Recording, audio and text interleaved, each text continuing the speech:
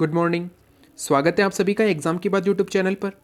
आज है 20 दिसंबर 2020 और आज मैं आपके लिए लेकर आया हूँ 20 दिसंबर 2020 से जुड़े करंट अफेयर के इंपॉर्टेंट क्वेश्चंस। साथ ही आज के वीडियो के अंत में आप सभी के लिए एक छोटा सा टेस्ट है जिसमें कुल 2 प्रश्न होंगे। आप सभी को इन दोनों क्वेश्चंस के आंसर कमेंट बॉक्स में देने हैं। दोनों क्वेश्चन बहुत ही इंपॉर्टेंट है तो इनके आंसर आप कमेंट बॉक्स में जरूर दीजिएगा। साथ ही मैं इनके आंसर आपको कल के वीडियो में बताऊंगा। साथ ही इनसे जुड़े इंपॉर्टेंट फैक्ट भी मैं आपको बताऊंगा जो आपको याद रखने हैं। तो चलिए शुरू करते हैं। आज के करंट अफेयर का पहला प्रश्न है, किस राज्य के राज्यपाल ने धर्म की स्वतंत्रता अधिनियम 2019 को मंजूरी दे दी है। तो आप याद रखिएगा, धर्म की स्वतंत्रता अधिनियम 2019 ये किससे जुड़ा हुआ है। तो वे लोग जो जबरन धर्म परिवर्तन करवाते हैं, लोगों का धर्म परिवर्तन कराने वालों के खिलाफ जो है एक अधिनियम 2019 को मंजूरी दी है हिमाचल प्रदेश के राज्यपाल बंडारू दत्तात्रेय ने।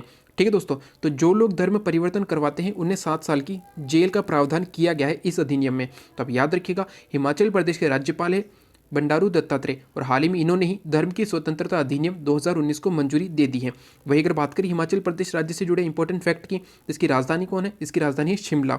इसके मुख्यमंत्री है जयराम ठाकुर। राज्यपाल है बंडारू दत्तात्रेय जिन्होंने इस अधिनियम को मंजूरी दी है। ठीक है दोस्तों, और ई पंचायत पुरस्कार 2020 जीता है हिमाचल प्रदेश राज्य ने। तो यहाँ पर ये क्वेश्चन इंपॉर्टेंट बन जाता है। जो भी विद्यार्थी एनटीपीसी का एग्जाम देने वाले हैं उनके लिए तो इंपॉर्टेंट क्वेश्चन है। ई पंचायत पुरस्कार 2020 किसे मिला है? तो आपको याद रखना है, ये मिला है हिमाचल प्रदेश राज्य को। साथ ही आपको ये सभी इंपॉर्टेंट फैक्ट याद रखने हैं क्योंकि एनटीपीसी के प्रत्येक एग्जाम में, प्रत्येक शिफ्ट के एग्जाम में एक ना एक क्वेश्चन जरूर पूछा जाएगा उसकी किसी भी राज्य के मुख्यमंत्री और राज्यपाल से जुड़ा। ये क्वेश्चन इंपॉर्टेंट है और तो आपको सभी राज्यों के जो मुख्यमंत्री और राज्यपाल इनके नाम याद होने चाहिए। क्वेश्चन नंबर 2 है, global visionary of sustainable and peace सम्मान से किन्हें सम्मानित किया गया है। तो आपको याद रखना है, global visionary of sustainable and peace सम्मान ये एक शांति का पुरस्कार है, शांति का सम्मान है जो दिया गया है रतन टाटा को। रतन टाटा को क्यों मिला है? तो जैसा कि आप जानते हैं, जो रतन टाटा है ये भारतीय उद्योग जगत के दिग्गज हैं। ठीक है दोस्तों, जो टाटा ग्रुप है वो इन्हीं का है। टाटा ग्रुप के जो है मैनेजिंग डायरेक्टर संस्थापक है रतन टाटा, और इन्हीं को फिलिस्तीन कहाँ पर है? तो ये इजराइल के निकट एक छोटा सा देश है। ठीक है दोस्तों, तो यहाँ पर स्थिरता और शांति का समर्थन करने वाले नवाचारों को बढ़ावा देने के लिए सम्मानित किया गया है।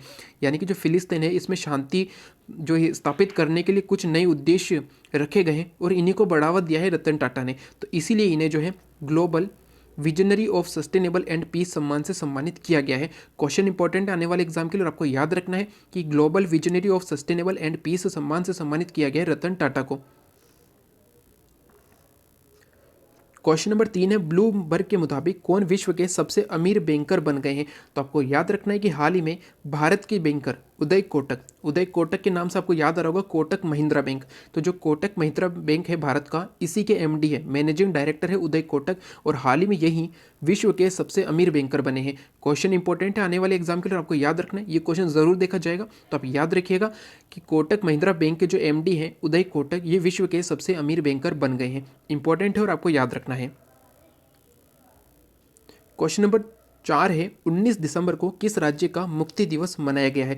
तो जैसा कि आप जानते हैं कि 19 दिसंबर सन 1961 को भारत ने गोवा और दमन एंड दीव को विजय किया था पुर्तगालियों से। जैसा कि आप जानते हैं कि सबसे पहले जो है भारत आने वाले यूरोपियन कौन थे? तो सबसे पहले भारत आने वाले यूरोपियन थे जिनका नाम जो है पुर्तगाली थे। ठीक है दोस्तों, और पुर्तगालियों में सबसे पहले आया था 1498 में वास्को डी गामा। क्वेश्चन बहुत बार एग्जाम में पूछा गया कि भारत आने वाला सबसे पहला यूरोपियन कौन था जो व्यापार के उद्देश्य से भारत आया था? तो वो था Vasco D gamma. Vasco D gamma Bharat कब आया था? 1498 में आया था, जो कि केरल राज्य के कालीकट नगर पर पहुंचा था और उसने वहाँ पर व्यापार शुरू किया था। ठीक है दोस्तों, तो भारत आने वाले सबसे पहले यूरोपियन थे पुर्तगाली, जो कि 1498 में भारत आया था। वास्को डी गामा ये पुर्तगाली था, इसलिए भारत आने वाले सबसे पहले यूरोपियन कौन हुए? तो वे हुए पुर्तगाली। तो पुर्तगाली सबसे पहले भी आए थे और सबसे बाद में भी गए थे। कुल 5 देशों के यूरोपियन भारत आए थे। ठीक है दोस्तों, 5 देशों के यूरोपियन भारत आए थे, जिसमें थे पुर्तगाली थे, डच, अंग्रेज, डेन, फ्रांसीसी। 5 देशों के जो है यूरोपियन भारत आए थे। सबसे पहले पुर्तगाली आए थे और सबसे अंत में भी पुर्तगाली गए थे। तो पुर्तगालियों का सबसे अंतिम समय में 1961 में शासन था गोवा पर और दमन एंड दीव पर। ठीक है दोस्तों, तो भारत ने 19 दिसंबर से 1961 को इन पर आक्रमण करके पुर्तगालियों को यहाँ से भगा दिया था और गोवा और दमन एंड दीव को भारत में मिला लिया था। तो आपको याद रखना है, 19 दिसंबर को गोवा जो है राज्य मुक्ति दिवस मनाता है। 19 दिसंबर 1961 को पुर्तगालियों से जीता था। तो आपको याद रखना है, इंपॉर्टेंट फैक्ट है। क्वेश्चन नंबर 5 है, हाल ही में एरिक फ्रीमैन का निधन हुआ है। ये किस देश के पूर्व क्रिकेटर थे? तो जो एरिक फ्रीमैन थे ये ऑस्ट्रेलिया के पूर्व क्रिकेटर थे। इन्होंने सन 1968 में 1968 में भारत के खिलाफ अपना जो है पहला मैच खेला था। 1968 में इन्होंने गाबा में पहला मैच खेला था भारत के खिलाफ, और हाल ही में इनका निधन हो गया है। तो ये क्वेश्चन इंपॉर्टेंट और आपको याद रखना है, क्वेश्चन एग्जाम में जरूर पूछा जाएगा कि हाल ही में एरिक फ्रीमैन का निधन हुआ है, ये किस देश से संबंधित थे, तो ये ऑस्ट्रेलिया से थे। हाल ही में एरिक फ्रीमैन का निधन हुआ है, ये किस खेल से संबंधित है, तो ये क्रिकेटर थे। क्वेश्चन इंपॉर्टेंट और आपको दोनों रूप में इसको याद रखना है। क्वेश्चन नंबर 6 है, हाल ही में किनके द्वारा मंत्रालय की आर्थिक कूटनीति वेबसाइट का शुभारंभ किया गया। तो इस वेबसाइट का नाम क्या है? वेबसाइट का नाम है मंत्रालय की आर्थिक कूटनीति। ठीक है दोस्तों, ये इस वेबसाइट का नाम है और इसे शुरू किया है केंद्र में जो विदेश मंत्री है एस जयशंकर ने। जो वर्तमान में केंद्र में विदेश मंत्री कौन है? तो वह है एस जयशंकर, और इन्होंने ही हाल ही में मंत्रालय की आर्थिक कूटनीति वेबसाइट का शुभारंभ किया है। वही अगर बात करें इसके बाकी ऑप्शंस के, तो नरेंद्र मोदी कौन है? तो ये प्रधानमंत्री है। निर्मला सीतारमण ये वित्त मंत्री है। एस जयशंकर ये विदेश मंत्री है, और अमित शाह गृह मंत्री है। तो आपको जितने भी कैबिनेट में जितने भी मंत्री हैं उनके नाम और उनके पद का नाम जो आपको याद रखना है। ठीक है दोस्तों, तो इनको आप नोट जरूर कर लीजिएगा। आज का हमारा अंतिम प्रश्न और क्वेश्चन नंबर 7 है, हाल ही में किस देश की हॉकर संस्कृति यानी वे लोग जो सड़क के किनारे सामान बेचते हैं जिसमें स्ट्रीट फूड भी होता है, तो एक प्रकार की संस्कृति है सिंगापुर की हॉकर संस्कृति। जो सामान बेचते हैं उनको क्या कहते हैं? उनको हॉकर कहा जाता है। जो लोग सड़क किनारे सामान बेचते हैं उनको हॉकर कहा जाता है। तो हॉकर संस्कृति है स्ट्रीट फूड। तो स्ट्रीट फूड को यूनेस्को ने ऑफिशियल रूप से मान्यता दे दी है। ये किस देश की संस्कृति है? तो ये सिंगापुर की संस्कृति है। इंपॉर्टेंट क्वेश्चन और आपको याद रखना है कि हाल ही में यूनेस्को ने हॉकर संस्कृति, सिंगापुर देश की हॉकर संस्कृति जिसका नाम है स्ट्रीट फूड इस प्रकार की जो हॉकर संस्कृति होती है इसको ऑफिशियल रूप से मान्यता दी है यूनेस्को ने। इंपॉर्टेंट क्वेश्चन और आपको याद रखना है। तो ये थे 20 दिसंबर से जुड़े करंट अफेयर के 7 इंपॉर्टेंट क्वेश्चंस। आपको ये सभी क्वेश्चन याद रखने, साथ ही इनसे जुड़े इंपॉर्टेंट फैक्ट जो मैंने आपको बताए वो भी आपको याद रखने हैं। अब चलते हैं कल के टेस्ट पर।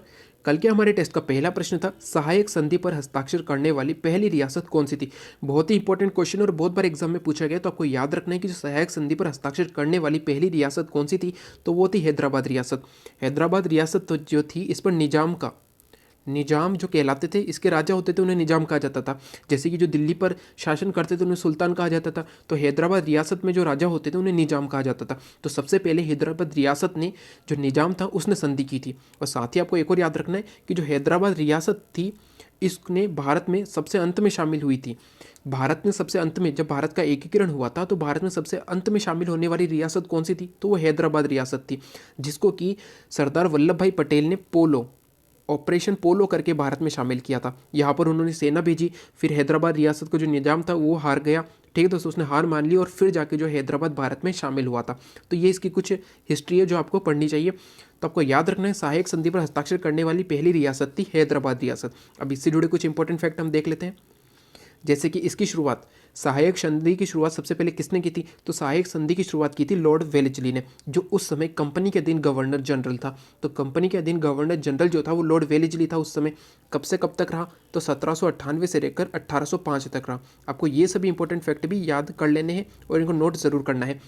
फिर से लिख देता हूँ, 1798 से लेकर 1805 तक लॉर्ड वेलेस्ली जो था ये कंपनी के अधीन गवर्नर जनरल था। तो इसने अपने जो है शासन शुरू होते ही इसने सबसे पहले जो है सहायक संधि शुरुआत की।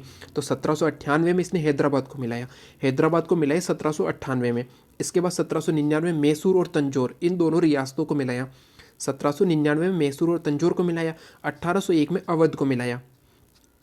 ठीक है दोस्तों, उसके बाद नंबर आया था अपने जो है ये महाराष्ट्र का क्षेत्र है इसमें, तो 1802 में पेशवा को मिलाया। पहले क्या था, पेशवा, भोसले और सिंधिया ये तीनों जो थे ये मराठा महासंघ के जो अंग होते थे। इन्होंने एक संगठन बना रखा था जिसका नाम था मराठा महासंघ। तो ये जो है इनके बीच में बाद में जो है थोड़ा सा वो हो गया था, मतभेद हो गया था। तो 1802 में जो है पेशवा ने सहायक संधि अपनाई। ठीक है दोस्तों, बसई की संधि हुई थी। बसई की संधि में जो है इसने हार मान ली थी पेशवा ने और इसने सहायक संधि पर हस्ताक्षर कर दिए थे। बराड़ के भोसले ये 1803 में इन्होंने संधि की। जो सिंधिया थे, सिंधिया राजघराना था, इसने 1804 में जो है सहायक संधि को अपना लिया था। तो आपको ये भी नोट कर लेना है। यहाँ पर सबसे इंपॉर्टेंट पूछा जाता है कि सबसे पहले किसने की थी, तो सबसे पहले की थी हैदराबाद के निजाम ने। इंपॉर्टेंट है और आपको याद रखना है। क्वेश्चन नंबर 2 था, भारत का प्रथम गवर्नर जनरल कौन था। तो जैसा कि मैंने आपको बताया कि सबसे पहला आया था कंपनी के अधीन गवर्नर जनरल का पद। सबसे पहला होता था कंपनी के अधीन गवर्नर जनरल, जिसके पश्चात आया था भारत का गवर्नर जनरल। ये पद होते थे। ठीक है दोस्तों, भारत का गवर्नर जनरल, और सबसे अंत में आया था वाइसराय का पद। वायसराय का पद। तो जैसा कि आप जानते हैं कि भारत का पहला गवर्नर जनरल कौन बना, तो 1833 में बना था। 1833 में बना था। कौन बना था? तो विलियम बेंटिक बना था। विलियम बेंटिक जो था ये 1833 में भारत का पहला गवर्नर जनरल बना था। तो कुछ इंपॉर्टेंट फैक्ट आपको याद रखने, जैसे कि 1833 में विलियम बेंटिक बना था और सबसे अंतिम कौन रहा? सबसे अंतिम रहा 1857 में लॉर्ड कैनिंग। तो हुआ ये था कि जो भारत का गवर्नर जनरल का पद हुआ करता था, तो 1857 की क्रांति हुई, जिसके पश्चात जो है भारत के गवर्नर जनरल का पद बदलकर भारत के वाइसराय का पद रख दिया गया था। तो भारत के गवर्नर जनरल का जो है पद है, इस पर रहने वाला अंतिम व्यक्ति भी लॉर्ड कैनिंग था और भारत का वाइसराय बनने वाला भी पहला व्यक्ति लॉर्ड कैनिंग था। यानी कि भारत के गवर्नर जनरल का जो पद था, इस पर अंतिम व्यक्ति था लॉर्ड कैनिंग, और जब भारत के वाइसराय का पद बना तो इस पर सबसे पहले कौन आ गया? तो लॉर्ड कैनिंग आ गया। तो आपको ये दोनों इंपॉर्टेंट फैक्ट याद रखने हैं। तो ये थे कल के टेस्ट के दोनों इंपॉर्टेंट क्वेश्चन और इनसे जुड़े इंपॉर्टेंट फैक्ट जो आपको याद रखने बहुत ही इंपॉर्टेंट और क्वेश्चन एग्जाम में पूछे गए हैं। अब चलते हैं आज के टेस्ट पर।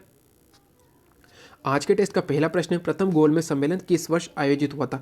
जैसा कि आप जानते हैं कि अंग्रेजों के द्वारा भारतीय लोगों की, ठीक है दोस्तों, भारतीय लोगों ने कुछ विरोध किया तो उस समय कि हमारे लोगों को भी जो है संविधान जब बने तो हमारे लोग भी उसमें शामिल हो। तो अंग्रेजों ने क्या किया? लंदन में इसका है गोलमेज सम्मेलन का आयोजन करवाया। लंदन में गोलमेज सम्मेलन का आयोजन करवाया और कुल कितने गोलमेज सम्मेलन हुए? तो कुल 3 गोलमेज सम्मेलन हुए। तो आपको बताना है कि जो सबसे पहला गोलमेज सम्मेलन हुआ था ये किस वर्ष हुआ था। आज का क्वेश्चन नंबर 2 है, इंडिका पुस्तक किसकी रचना है? क्वेश्चन इंपॉर्टेंट और आपको बताना है जो इंडिका नामक पुस्तक लिखी गई है वो इन चारों में से किसने लिखी है।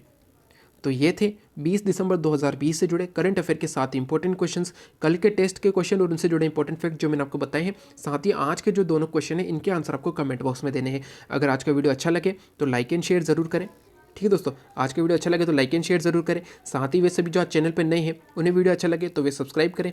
साथ ही बेल आइकन जरूर दबाएं जिससे कि आने वाले वीडियो की तुरंत जानकारी आपको मिल सके। साथ ही आज के दोनों क्वेश्चंस के आंसर आपको कमेंट बॉक्स में देने हैं। साथ ही अगर आपको आज का वीडियो अच्छा लगे तो कमेंट जरूर करें। Thank you.